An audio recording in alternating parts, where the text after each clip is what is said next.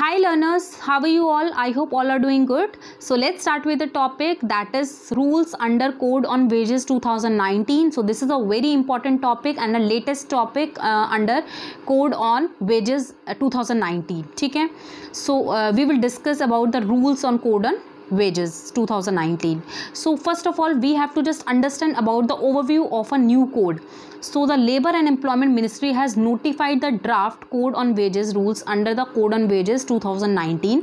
So Labour and Employment Ministry है, उन्होंने notify किया है, उन्होंने explain किया है कोड ऑन वेजेस रूल्स को under the code on wages 2019.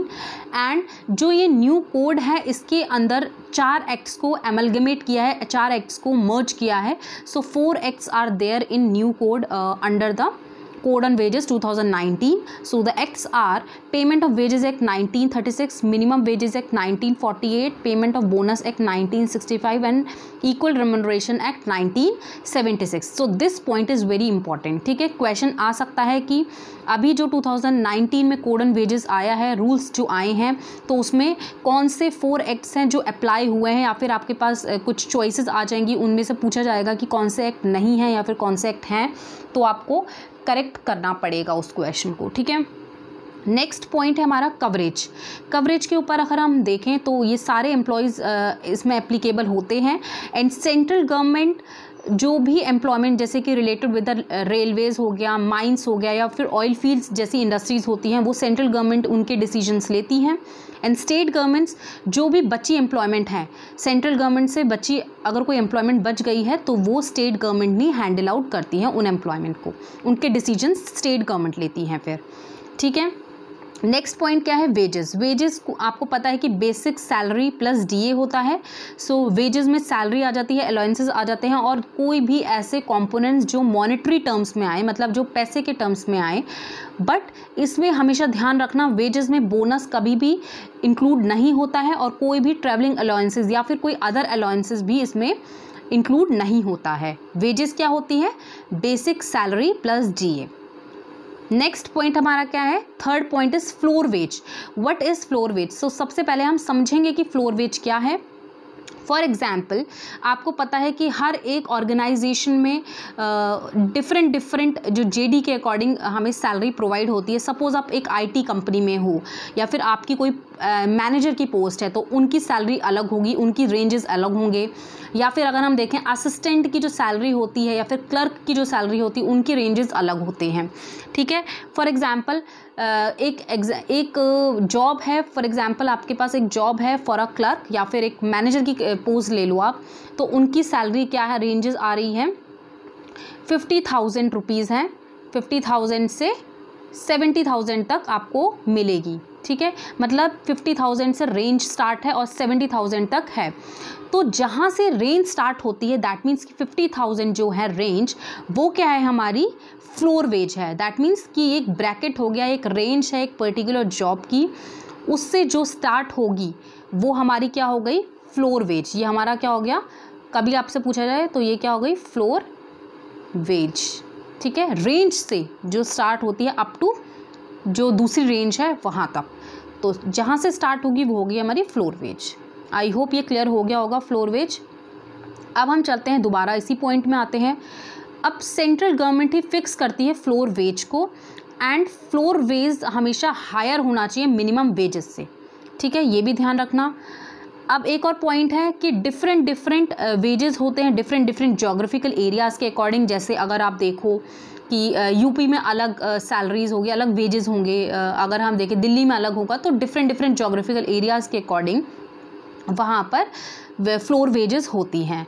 And हमेशा जो भी फ्लोर वेज जब फिक्स होगी तो सेंट्रल गवर्नमेंट एडवाइस लेगी सेंट्रल एडवाइजरी बोर्ड से और स्टेट गवर्नमेंट से. सेंट्रल गवर्नमेंट खुद ही डिसीजन नहीं लेंगी, लेकिन एडवाइस करेंगी, मतलब एडवाइस लेंगी सेंट्रल एडवाइजरी बोर्ड से, या फिर अगर हम देखें स्टेट गवर्नमेंट से भी वो हेल्प ले सकती हैं फिक्स करने से पहले फ्लोर वेज को. ठीक है, सो आई होप ये क्लियर हो गया होगा. ये इंपॉर्टेंट पॉइंट है, इसको आप नोट डाउन कर लेना अपने नोट्स में. नेक्स्ट फोर्थ पॉइंट है हमारा, minimum wages decided by the central और the state government must be higher than the floor wage. वही बोला है कि जो मिनिमम वेजेस रहेगा वो डिसाइड कौन करेंगे, सेंट्रल और स्टेट गवर्नमेंट ही डिसाइड करते हैं, और ये मिनिमम वेजेस हायर होने चाहिए फ्लोर वेज से, ठीक है। And in case of existing minimum wages fixed by the central और the state government would higher than the floor wage, they can not reduce the minimum wages. Minimum wages को reduce नहीं कर सकते हैं वो। मिनिमम वेजेस अलग है, मतलब जो कि मिनिमम रिक्वायरमेंट्स को फुलफ़िल करे, जैसे कि हमारे फूड हो गए, शेल्टर हो गया, जो मिनिमम रिक्वायरमेंट्स को फुलफ़िल करते हैं वो होते हैं हमारे minimum wages. And floor wages मैंने आपको एग्जांपल दे दिया है, तो मिनिमम वेजेस हमेशा हायर होगी than the floor wages. So I hope ये क्लियर हो गया। और सेंट्रल गवर्नमेंट डिसाइड करती हैं, लेकिन वो एडवाइस लेती हैं सेंट्रल एडवाइजरी बोर्ड से और स्टेट गवर्नमेंट से। सो नेक्स्ट पॉइंट में चलते हैं। 5th पॉइंट बोला है payment of wages. Payment of wages के अंदर अगर हम देखें, वेजेस कॉइन्स के फॉर्म में पेड हो सकता है, करेंसी नोट्स के फॉर्म में हो सकता है, चेक्स के फॉर्म में हो सकता है, क्रेडिट हो सकता है बैंक अकाउंट में, और या फिर इलेक्ट्रॉनिकली मोड के थ्रू भी वेजेस ट्रांसफ़र हो सकते हैं अब। और वेजेस हमेशा फिक्स्ड रहते हैं, एम्प्लॉयर मतलब देते हैं उनको, डेली वेजेस हो गए या फिर वीकली हो गया, मंथली हो गया, तो इस तरह से वेजेस प्रोवाइड होते हैं एम्प्लॉयज़ को by the employer. Next 6th point है हमारा डिडक्शंस में अगर हम देखें तो under the code an employees wages may be deducted on the certain grounds includes fines. हमेशा जो भी एम्प्लॉयर होंगे वो डिडक्ट कर देंगे। फॉर एग्जांपल अगर फ़ाइन है तो वो फ़ाइन में मतलब डिडक्शन हो जाएगा वेजेस का। एब्सेंस है फ्रॉम द ड्यूटी तो भी डिडक्शन हो जाता है। एकोमोडेशन अगर कुछ प्रोवाइड कर रहे हैं एम्प्लॉयर तो उसमें भी डिडक्ट हो जाते हैं wages. Recovery of the advances, suppose कोई भी रिकवरी रहती है तो उसमें हमेशा जो भी डिडक्शंस होते हैं वो हो जाएंगे। And these deduction should not exceed 50% of the employee's total wage. For example एक एम्प्लॉय है, उनकी सैलरी है 10,000, ठीक है, तो 10,000 का अगर हम 50% करें तो कितना आता है 5,000। तो 5,000 से ज़्यादा जो भी डिडक्शन होंगे टोटल वेजेस के एक पर्टिकुलर एम्प्लॉय के, तो वो ज़्यादा नहीं होने चाहिए, मतलब उससे ज़्यादा डिडक्ट नहीं होना चाहिए एम्प्लॉयज़ का। सो ये पॉइंट है, these deduction should not exceed 50% of the employee's total wage. तो ये क्लियर हो गया आई होप। 7th पॉइंट है जेंडर डिस्क्रिमिनेशन। ये कोड प्रोहिबिट करती है, कोई भी डिस्क्रिमिनेशन नहीं होना चाहिए एम्प्लॉयज़ में, और जो भी वर्किंग जो एरियाज़ है, कंडीशंस है, वो सबके लिए सिमिलर इन नेचर है। तो यहाँ पे जो भी विमेंस है और मेंस हैं उनके लिए कोई भी डिस्क्रिमिनेशन नहीं है। सो 8th पॉइंट क्या है हमारा, एडवाइजरी बोर्ड। एडवाइजरी बोर्ड में central and state government constitute करती है एडवाइजरी बोर्ड को। अब सेंट्रल एडवाइजरी बोर्ड जो होते हैं वो कंसिस्ट हैं कौन कौन से होते हैं इसमें, एम्प्लॉयर्स हो गए, एम्प्लॉयज़ और उनके इक्वल नंबर ऑफ एम्प्लॉयर्स हो गए, ठीक है, इंडिपेंडेंट पर्सन्स होते हैं, 5 रिप्रेजेंटेटिव्स होते हैं स्टेट गवर्नमेंट के। सो ये क्वेश्चन आ सकता है कि जो सेंट्रल एडवाइजरी बोर्ड है वो कितने लोगों से कंसिस्ट हैं, तो एम्प्लॉयर्स हैं, एम्प्लॉयज़ हैं, इंडिपेंडेंट पर्सन हो गए, और 5 रिप्रेजेंटेटिव्स होते हैं स्टेट गवर्नमेंट के। एंड स्टेट एडवाइजरी बोर्ड की बात करें तो एम्प्लॉयर्स होते हैं उसमें, एम्प्लॉयज़ होते हैं एंड इंडिपेंडेंट पर्सन होते हैं, मतलब इसमें 5 रिप्रेजेंटेटिव नहीं होते हैं, लेकिन सेंट्रल में ध्यान रखना 5 रिप्रेजेंटेटिव्स होते हैं स्टेट गवर्नमेंट के।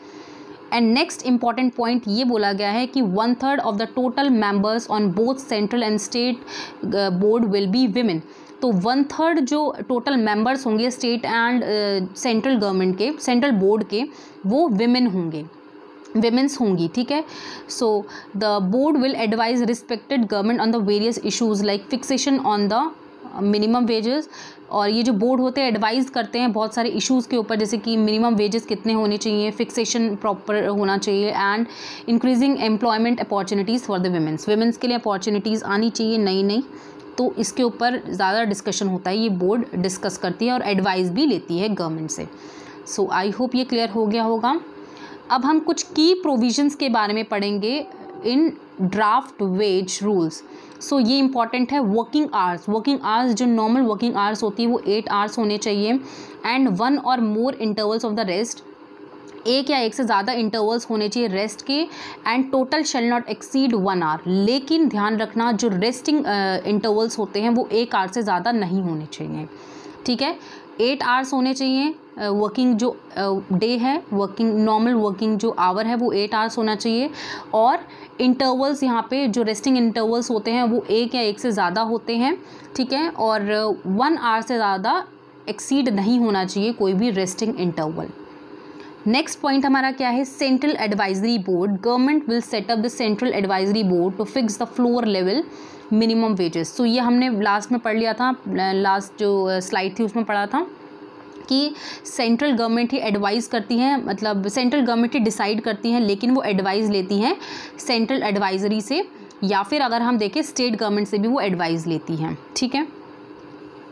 नेक्स्ट पॉइंट है हमारा calculation of minimum wages. Minimum wages को किस तरह से कैलकुलेट करते हैं तो वो अब हम समझेंगे।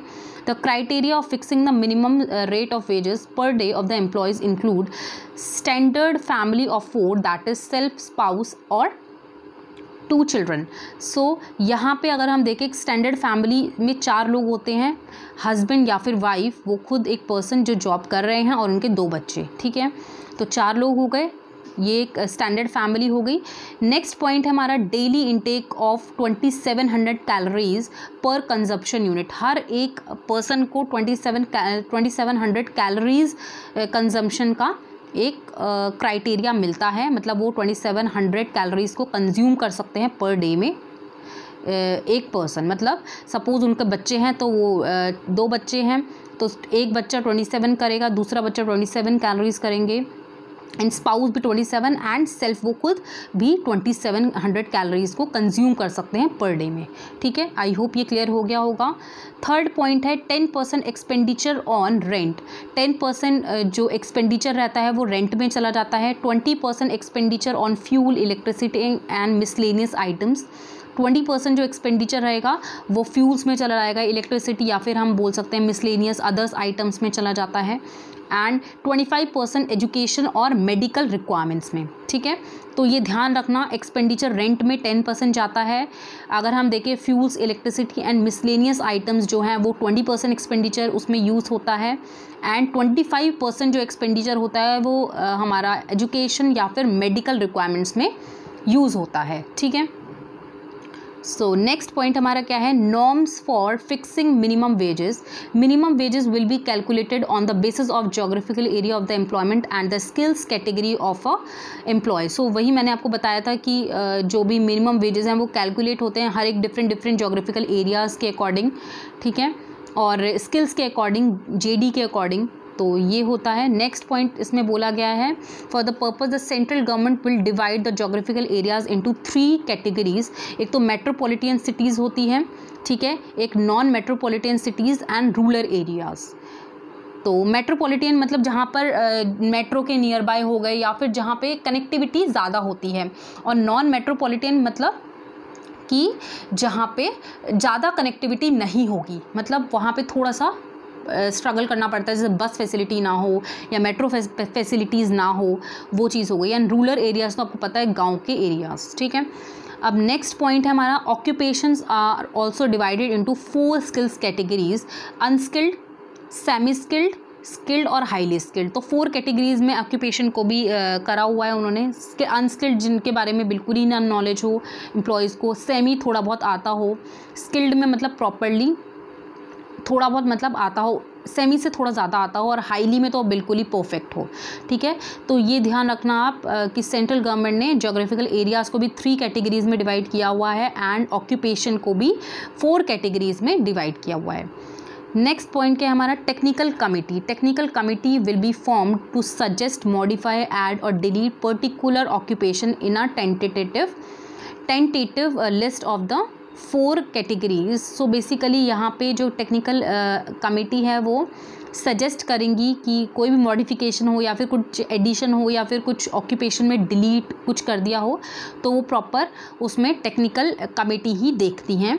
और इसमें जो भी लिस्ट है वही मैंने आपको बताया, skilled, semi skilled and highly skilled होते हैं कैटेगरीज, सो इसमें जो भी एडिशन हो गया या फिर सजेशन हो गया या फिर कुछ भी डिलीट हो जाता है तो ये टेक्निकल कमेटी ही हैंडल करती है। सो आई होप ये क्लियर हो गया होगा गाइज आपको। So if you are liking my video then like share and subscribe and don't forget to hit the bell icon for the more updates. So thank you and have a nice day, bye bye, take care.